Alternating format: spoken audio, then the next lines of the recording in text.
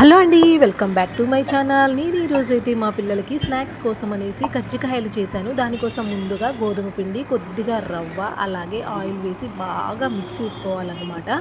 మనం చేతితో పిసికితే ముద్ద వచ్చేలాగా మిక్స్ చేసుకోవాలి. తర్వాత ఆ తగినన్ని వాటర్ పోసుకొని కొద్దిగా సాల్ట్ వేసుకొని చపాతీ పిండిలాగా కలిపి పెట్టుకోవాలి. తర్వాత మధ్యలో స్టఫింగ్ కోసం అయితే ఎండు కొబ్బరి, అలాగే పుట్నాల పప్పు, కొద్దిగా బెల్లం మన టేస్ట్కి తీపికి సరిపడినంత వేసుకొని మీ స్మెల్ కోసం అయితే కొద్దిగా ఇలాచీ కూడా వేసేసుకున్నాను. మొత్తం మిక్సీ పట్టేసుకున్నానండి. మరీ మెత్తగా కాకుండా కొద్దిగా బరకగా ఉండేలాగా చూసుకోవాలన్నమాట. అప్పుడే నోటికి చుట్టుకుపోకుండా బాగా ఉంటాయి.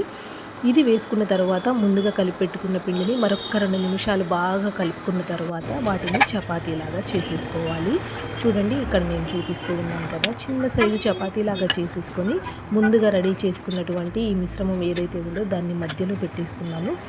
తర్వాత ఈ యొక్క చెక్క మధ్యలో పెట్టుకుని, చెక్క ఉంటే చేసుకోవచ్చండి కజ్జికాయలు చెక్క, లేదంటే మనం చేతితో కూడా చేసుకోవచ్చు అనమాట.